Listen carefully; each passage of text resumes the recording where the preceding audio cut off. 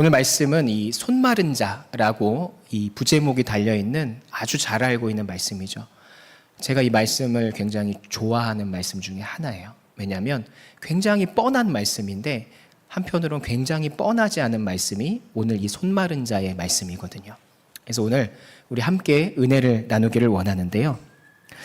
오늘 본문에 앞서서 사실 어떤 일이 있었냐면 제자들이 이 배고픔을 참지 못해서 안식일에 밀 이삭을 자른 사건이 있었어요. 바리새인들과 그래서 싸웠거든요. 논쟁을 했어요, 예수님께서. 근데 얼마 지나지 않아서 예수님께서는 또다시 지금 뭘 하시냐?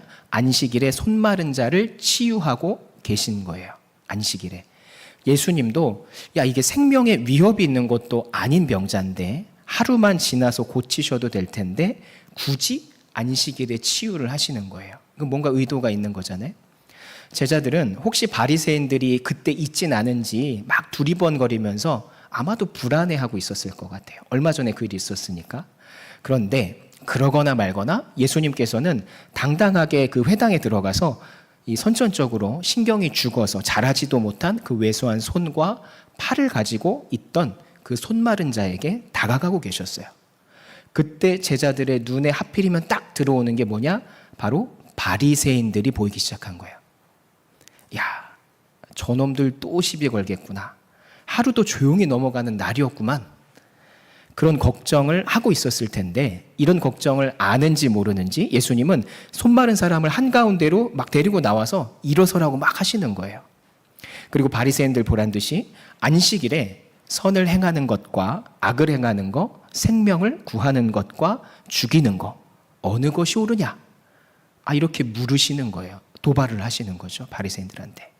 제자들은 아마 입술이 바짝바짝 마르고요, 식은땀을 막 흘리기 시작했을 거예요.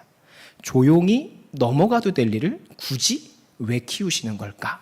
막 이런 생각을 하면서 제자들은 그러니까 불안한 거예요. 또 싸울까 봐. 이런 제자들의 마음을 아는지 모르는지 예수님은 오히려 단호하게 이 바리새인들을 노려보면서 답을 기다리고 계셨어요. 그런데 아무 대답도 바리새인들이 못하는 거예요. 선을 행하고 생명을 구하는 게 이치에 맞는 거잖아요, 사실. 그죠? 뭔 일이 있어도. 그런데 왜 바리새인들은 아무 대답도 못하고 있을까? 여기엔 그만한 이유가 있습니다. 유대인들에게 안식일은 거룩히 지켜야 되는 날이거든요. 이 안식일에는 뭘 해서 안 될까요? 일을 해서는 안 된다라고 통상적으로 알고 있죠. 특정 음식을 먹지도 못하기도 하고요. 그래서 랍비들이 정해놓은 구체적인 행동들을 하면 안 됩니다. 너무 많아요. 하면 안 되는 게 너무 많아요. 외우지 못할 만큼. 왜냐하면 그 행동들이 일로서 다 규정이 되기 때문에 너무너무 많은 거예요. 규정해 놓은 게. 이 행동에는 치유 행위도 사실 포함이 돼 있어요. 물론 생사가 걸린 경우에는 예외였지만 이마저도 랍비의 허락을 받아야 될 만큼 안식일에 어떤 행위를 하는 것은 잘못하면 처벌받거나 아니면 고의로 어길 시에는 사형도 당할 수 있는 중죄에 해당하는 거였습니다. 그러니까 이런 율법주의적 기준에서 볼 때 예수님의 치유 행위는 안식일을 어긴 것과 같은 거예요. 그러니까 바리새인들이 예수님을 볼 때 율법을 어긴 악을 행한 자라고 볼만도 한 거예요. 그런데 예수님께서 안식일일지라도 선을 행하는 것이 옳으냐, 악을 행하는 것이 옳으냐 이렇게 물으니까 여기서 선을 행하는 것이 옳다고 하면 손마른 자를 치유하는 행위가 옳습니다라고 동의를 해주는 거고 자신들이 악이라고 생각했던 예수님의 안식일 치유 행위를 인정하는 게 되니까 할 말이 없었던 거예요. 그래서 침묵하고 있었던 겁니다. 한참을 이 말 못하던 바리새인들을 두고 주님은 탄식하면서 슬픔을 표시하면서도 동시에 진노를 하셨어요. 노하셨다라고 말하죠.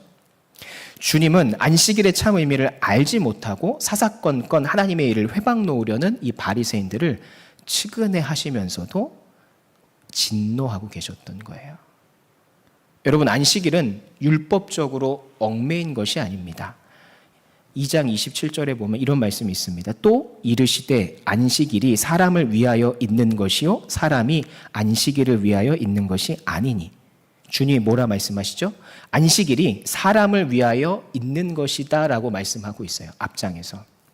창세기 2장 2절에 3절에서는 2절에서 3절은 이렇게 말씀합니다. 하나님이 그가 하시던 일을 일곱째 날에 마치시니 그가 하시던 모든 일을 그치고 일곱째 날에 안식하시니라. 하나님이 그 일곱째 날을 복되게 하사 거룩하게 하셨으니 이는 하나님이 그 창조하시며 만드시던 모든 일을 마치시고 그날에 안식하셨음이니이다. 여기서 말하는 안식은 원어로 샤바트라고 해요. 그 뜻은 휴식하다라는 뜻입니다. 그러니까 안식일은 휴식하기 위해서 있는 날이 맞아요. 하나님께서도 모든 일을 마치고 마지막 날에 뭐 하셨다고요? 안식하셨다. 그리고 예수님께서도 마가복음 2장 27절에 뭐라 하시냐? 안식일이 누구를 위해? 사람을 위하여 있는 것이다 라고 말씀했어요. 그러면 안식일은 휴식을 위해서 있는 날인 거고 사람을 위해 있는 날이란 얘기잖아요. 종합하면 안식일은 사람이 쉬기 위해 있는 날이다라고도 볼 수가 있겠죠. 따져보면. 맞아요. 안식일은 하나님께서 인간인 우리를 사랑하셔서 배려를 해주신 우리의 몸과 영혼이 쉼을 얻기 위한 날로 정해주신 날인 거예요. 그러므로 주일에 모여서 하나님을 예배하고 교제하면서 우리의 지친 영과 육을 쉬게 하는 날이 바로 안식일이 되는 것이고 오늘날 우리는 주일이라고 부르는 거죠. 그럼 우리의 주일도 자칫 우리가 정해놓은 규율 때문에 우리의 영과 육이 다쳐야 될까요? 아니죠. 그래서 우리의 신앙생활도 뭘 조심해야 되냐? 예배도 뭘 조심해야 되느냐? 율법화를 조심해야 되는 거예요. 내 영과 육을 해하면서까지 그 율법이 앞서면 안 된다라는 거예요. 자칫 바리새인처럼 안식일을 위해 인간이 존재한다는 생각에 사로잡힐 수 있기 때문인 거죠. 그래서 우리 성도님들은 우리를 배려해서 마련해 주신 이 안식일에 마음껏 하나님을 섬기시되 영과 육을 쉬게 하는 슬기로운 성도님들 되시기를 축원합니다. 그런데 우리가 안식일에 대해 사실 이렇게 자세히 몰라도 오늘 본문의 상황만 봐도 사실 인물들 중에 누가 잘못되었는지는 다 알 수가 있죠. 누가 지금 잘못됐죠? 내용을 몰라도 척하면 척 바리새인이 지금 잘못하고 있잖아요. 그리고 이렇게 생각할 수 있어요. 야, 저 멍청한 것들. 아니 어떻게 주님이 눈앞에 있는데 못 알아보고 저 진리의 말씀을 못 깨닫지? 저렇게 이야기를 하시는데 이런 생각 안 드세요? 쟤네들 진짜 이해가 안 가? 이런 생각 안 드세요? 왜 저들은 예수님이 그렇게 기적을 보이시고 하나님의 아들이심을 여러모로 알리고 계신데 끝까지 인정하지 않을까? 십자가에 그래서 뭐 하기까지? 못 박기까지 하는 미련한 짓을 하는 걸까? 그 이유가 뭘까요? 뭐가 이 바리새인들의 눈을 멀게 한 걸까? 마가복음 3장 5절 전반부를 보면 이렇게 말씀합니다. 그들의 마음이 완악함을 탄식하사 노하심으로. 그들이 어떻다고요? 그들의 마음이 완악하다고 표현을 하세요. 그래요. 완악했기 때문에 그들이 끝까지 예수님에 대해서 눈뜬 장님이었던 거예요. 이 문맥에 의하면. 그러면 완악함은 무엇이냐? 이 완악함에 대해서는 제가 새벽 예배 때 몇 번 이야기한 적이 있었어요. 뭘 설명하느라고. 이 완악함은 원어로 프로시스라고 하는데 단단하게 굳어버린 이란 뜻이에요. 그래서 되돌릴 수 없는 그런 뜻이에요. 딱딱하게 굳어서 되돌아갈 수 없는 그런 의미를 갖고 있어요. 단단하게 굳어서 움직여 보려고 해도 움직이지 않고요. 변화를 하려고 해도 변하지 않는. 우리가 왜 주변에 그런 사람들 있잖아요. 어떤 신념에 자기 고집에 사로잡혀서 자신의 뜻을 절대로 바꾸지 않고 굽히지 않는 사람들. 남들이 다 아니라고 하는데 본인은 확신에 차서 변할 생각이 없는, 어떻게 보면 망상에 잡힌 거 아닌가 하는 그런 사람들이 있어요. 우리 주변에. 이 완악함이 바로 그와 비슷한 형태인 거예요. 아무리 얘기해도 변하지 않고요. 아무리 붙잡고 호소하고 울고 불고 해도 바뀌지 않아요. 그런 상태를 완악한 그런 상태라고 하는 거예요. 바리새인들이 바로 이 완악한 자들이었다라는 거죠. 바리새인들이 하나님보다 더 믿는 게 있었어요. 뭐냐면 자신들의 율법이죠, 율법. 그들의 완악함은 그들이 율법을 하나님보다 더 신뢰했기 때문에 거기서 오는 거예요. 그럼 율법은 이런 말 할 수 있지 않습니까? 하나님의 말씀 아닙니까? 하나님의 말씀 아닙니까? 근데 여기서 말하는 율법은 하나님이 주신 십계명을 의미하는 것이 아니고요. 그 십계명을 해설을 달라놓은 거를 율법이라고 하는 겁니다. 해설은 누가 달아요? 랍비들, 종교 지도자들이 달잖아요. 자신 인간의 해석으로 그 계명에 대해서 지침들을 수백 가지 이상을 적어 놓은 것을 율법이라고 하는 겁니다. 여기서 말하는 그 율법은. 이 율법에 대해서는 구체적으로 뭐 이런 행동, 이런 행위, 이런 것들을 하면 안 된다, 먹으면 안 된다, 막 이런 것들이 많이 있죠. 결국 하나님의 율법에 대한 본질적인 십계명의 전제는 버려둔 채 뭐 해야 되고 안 해야 되고 여기에 사로잡혀서 이거를 한 해, 만해 요거에 집중을 해서 완악한 자들이 돼버린 거예요. 그리고 이 바리새인들이 오늘 말씀의 이 제목의 마른 자들 중에 한 부류인 거예요. 사람들이 보기에는 사실 손 마른 자가 더 불쌍하고요. 죄를 지어 질병을 얻어 죄인 같기도 하고 메마른 이처럼 보여요. 실제로 누가 이 본문을 보면서 바리새인을 마른 자라고 메마른 자라고 하겠어요? 우리가 볼 때는 그냥 손 마른 사람이 마른 자로 보잖아요. 그런데 하나님 보시기에는 이 바리새인들이 더 뭐였을까요? 더 메마른 자였을 겁니다. 무엇이 말랐느냐? 영이 말랐어요. 영이 말라서 보고도 알아보지 못하는 눈뜬 장님이 되었다라는 거죠. 얼마나 무섭습니까? 그런데 더 중요한 건 뭐냐면 우리도 안심할 수 없다라는 거예요. 우리도 우리가 정해놓은 예배의 기준, 신앙의 기준, 삶의 기준에 사로잡혀서 이 정도 하면 되지, 이렇게만 해놓으면 되지, 이게 옳은 신앙생활, 이게 나의 삶의 지침이니까 난 이대로만 하면 돼, 안주해가지고 그렇게 돼버리면 나 자신의 신앙의 잣대를 세워서 내가 살아가다 보면 내 영이 메말라서 바리새인과 같은 상태가 될 수 있다는 거예요. 그래서 조심하고 겸손해야 되는 거예요. 신앙인은 매일같이 엎드려 기도하면서 우리의 영을 점검해 가야 되는 겁니다. 이 단순한 진리가 왜 반복이 되어야 되느냐? 인간은 어느새 자기도 모르게 겸손하지 않게 될 수 있기 때문에, 완악해질 수 있기 때문에, 바리새인처럼 영이 언제든 메말라 버릴 수 있거든요. 그래서 늘 회개하라고 하는 이야기가 하나님 앞에 나 자신을 비추어서 내가 돌이킬 것들을 돌이키고 끊어낼 것을 끊어내는 그런 것들을 반복적으로 하라고 그와 같은 지침을 우리에게 주시는 거예요. 우리 성도님들은 겸손하시기를 축원합니다. 영이 메마르지 않고 충만하시기를 축원합니다. 다음으로 등장하는 부류가 바로 손마른 자예요. 손마른 자.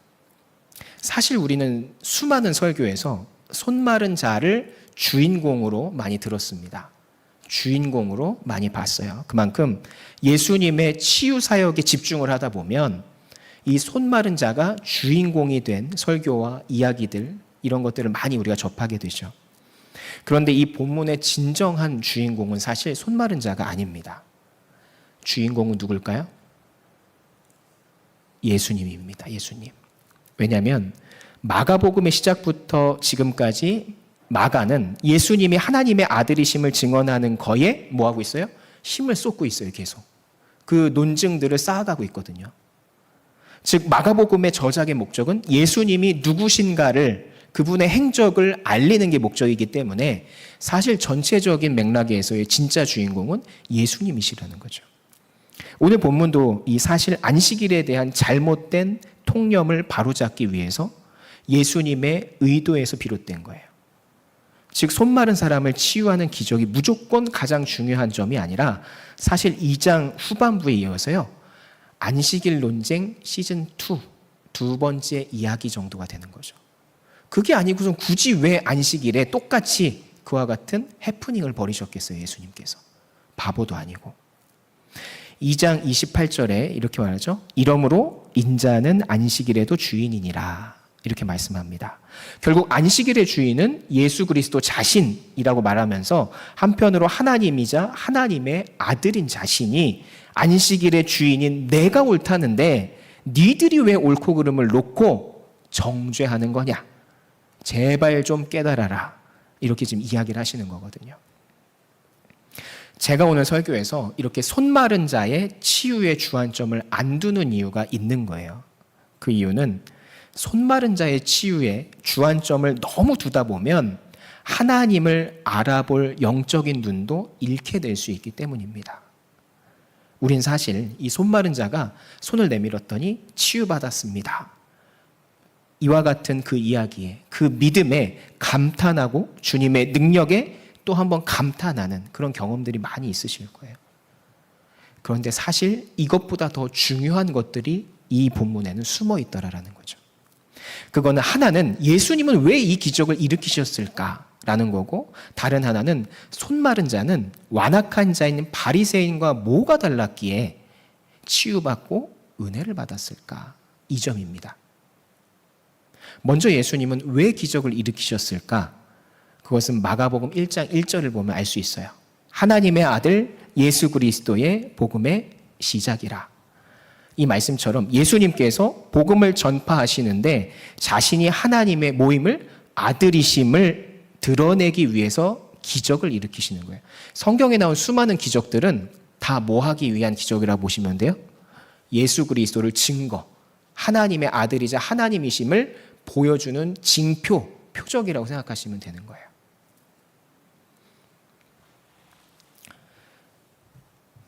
그러므로 하나님의 기적은 복음을 위한 거지 단순히 부귀영화라든지 어떠한 특정 목적만을 가지고 일으키시는 게 아닙니다. 그러므로 오늘날 우리도 하나님의 기적을 바라면서 기도할 때 그 기적이 복음을 위해서 어떻게 쓰일까를 생각하면서 기도하면 더 하나님께서 우리의 뜻을 더 아시고 더 하나님께서 우리에게 더 빠른 응답을 함께 하시지 않을까요?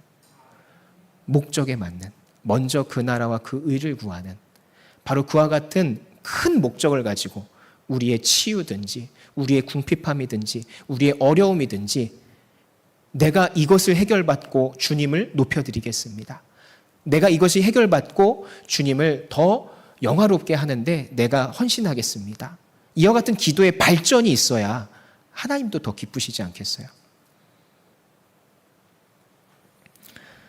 단순히 뭐뭐 주시옵소서에서 끝나는 기도는 이제는 곤란하다는 거죠. 목사님께서도 일전에 그런 말씀하셨잖아요. 기도에 대해서. 우리가 단순한 그런 기도에 머물러서는 안 된다. 그 이상을 우리가 넘어가는 그 기도를 해야 된다라는 맥락의 말씀을 하셨잖아요. 기도라는 것은 정말 먼저 그 나라와 그 의, 하나님의 뜻을 두고 그 안에서 우리가 구할 것들을 구할 때 강력하게 하나님은 역사하신다라는 거예요. 그와 같은 믿음을 가지고 기도하셔야 됩니다. 다음으로 이 손 마른 자는요, 완악한 바리새인과 뭐가 다르냐? 손 마른 자는 연약한 자였어요. 당시에 장애를 가진 사람들은 많이 들어보셨겠지만 천대와 괄시의 대상이었습니다. 당시 이 구약의 통념상 질병을 갖고 태어났다는 것은 죄로 인해서 그런 질병을 갖고 태어났다. 부모든 아니면 조상이든 누군가의 죄 때문에 그 자녀가 그렇게 태어났다라고 보는 시각이 대부분이었어요. 그래서 사람들이 다 피해 다니고 괄시하고 천대하는 거예요. 직업, 일을 할 수 있었을까요? 기피하는 데 쓰겠어요? 안 쓰죠. 가난할 수밖에 없고 궁핍할 수밖에 없는 거예요. 그렇게 수십 년을 살다 보면 그 인생이 어떻겠어요? 살아도 산 게 아닌 거죠. 매일이 지옥 같은 기간이었을 거예요. 손 마른 자는 그래서 손만 마른 게 아니라 마음도 말라버린 연약한 자였던 거죠. 마치 삭개오가 자신의 세리지 때문이긴 해도 동족들의 미움을 받으면서 따뜻한 말 한마디 들어보지 못해서 마음이 엄청 연약해져 있던 것처럼 손 마른 자도 그런 상태였을 거라는 거예요. 이해가 가시죠? 여러분들이 가장 힘들고 어려웠을 때를 한번 떠올려 보세요. 그 누구도 나를 도와준다고 하지만 도움이 되지 않아요. 그 어떤 기적도 내게 일어나지 않아요. 그때 여러분의 심정은 어땠을까요? 얼마나 연약하셨습니까? 누구라도 금방 와서 툭 건드리면 울음이 터질 것 같은 그런 연약한 상태였다라는 거죠. 이런 연약한 자에게 예수님의 기적은 곧 무엇으로 직결되냐? 복음으로 직결이 될 수밖에 없는 거예요. 두 말 않고 하나님의 아들 메시아가 하셨습니다 라고 나올 수밖에 없는 거죠. 이 외침이. 하나님은 겉이 번지르르한 완악한 자를 찾으시는 게 아니에요. 손대면은 톡하고 터질 것 같은 연약한 자들. 하나님을 간절히 구하는 자들을 하나님은 환영하고 찾으신다라는 거죠.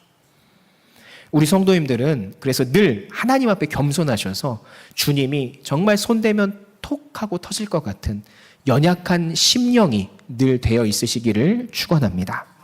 주님은 자신의 신념으로 똘똘 뭉친 겉은 멋있어 보여도 완악한 자보다는 겉은 허름하고 다 무너진 것 같아도 연약한 심령을 가진 자를 찾으신다라는 거죠.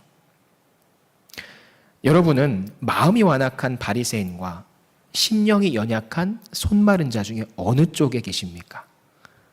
솔직히 한번 여러분을 돌아보세요.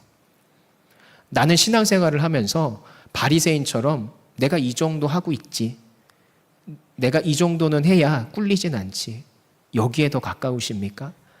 나의 체면과 나의 모습은 상관없이 주님 앞에 늘 나는 연약한 심령으로만 존재하기 바라는 그런 신자인지 우리가 한번 돌아봐야 된다는 거죠.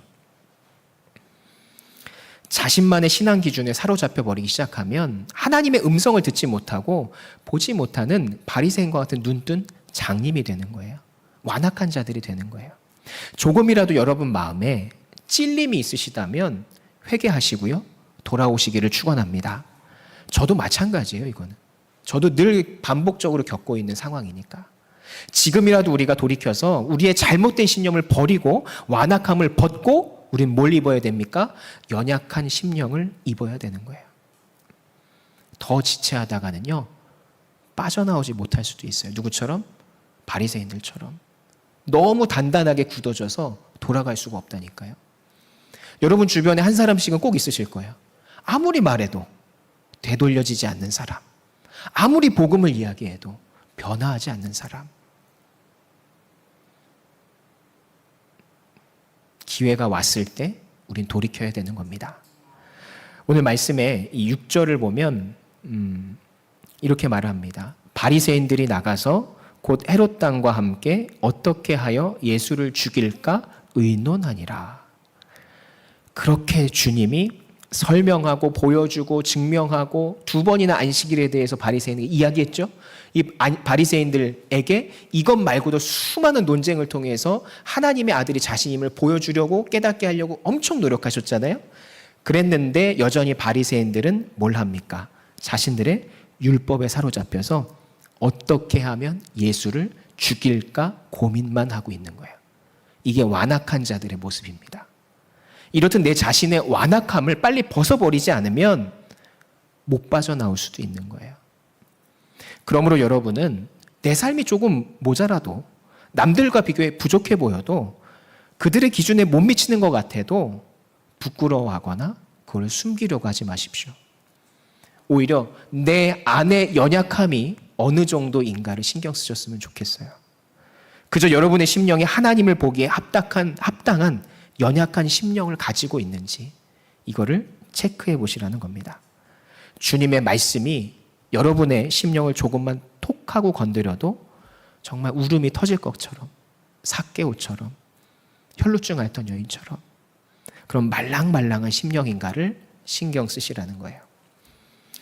주님은 손 마른 자도 삭개오도 혈루증 앓던 여인도 다른 거 보지 않으셨을 거예요. 그들의 외형이 아니라 그들의 중심, 곧 연약한 심령을 보셨을 거예요.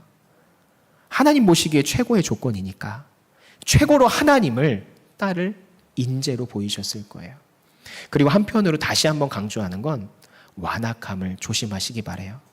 여러분 스스로 쌓아올린 바벨탑 같은 신념이, 고집이 신앙의 전부라고 생각하시면 안 됩니다. 더 낮고 낮게 하나님께 엎드리는 겸손을 통해서 주님이 진짜 원하시는 게 뭔지 물어보세요. 그리고 그 음성을 따라, 그 빛을 따라 올바른 성도의 길을 걸으시는 여러분들이 되셨으면 좋겠습니다. 여러분들의 가장 어려운 때가, 가장 연약한 심령인 때가 언제인지를 늘 기억하시면서 사시는 것도 도움이 됩니다. 저에게도 그런 시절이 제가 젊지만 있었겠죠. 저도 제가 무미건조해지고 그럴 때가 오면 그때를 생각합니다. 제가 가장 세상에서 봤을 때 비참하다고 여겼을 때, 남몰래 저 혼자 울고 다녔을 때, 세상은 이미 다 끝난 것처럼 여겼을 때, 하나님이 나를 찾지 않는 것 같다 생각했을 때, 그때를 늘 다시 생각하려고 해요. 그럼 그 연약한 심령에 조금씩 기억이 나고 조금씩 그 심령이 나를 찾아오더라고요. 오늘 밤 우리가 기도하면서 나아갈 때 이 연약한 심령을 되찾으셨으면 좋겠습니다. 우리 시간 기도하며 나아갈 텐데, 우리가 먼저 기도할 것은, 하나님, 우리에게도 삭개오처럼, 혈루증 앓던 여인처럼 내 외형 상관없이, 나의 모든 것 상관없이 정말 내 마음만 하나님이 알아봐 주시기를, 나를 만져주시기를, 내게 평안과 확신을 주시기를 바랬던 때가 있었습니다. 그런데 주님, 지금은 제가 그런 연약한 심령을 가지고 있는지요? 물어보시고요. 만약에 내가 지금 그런 연약한 심령이 없는 것 같다고 생각이 되시면 부르짖으시기 바랍니다. 주님, 저에게 그 연약한 심령을 내려주시옵소서. 정말 어린아이처럼 손대면 톡하고 터질 것 같은 그런 그 연약한 심령을 나에게 허락해 주셔서 내게 은혜를 주시고 내게 힘을 주시고 세상이 줄 수 없는 평안으로 나에게 함께하여 주옵소서. 우리가 이 기도를 했으면 좋겠습니다. 우리 이 시간 이 기도의 제목을 가지고 다 같이 주여 3번 부르짖고 기도합니다.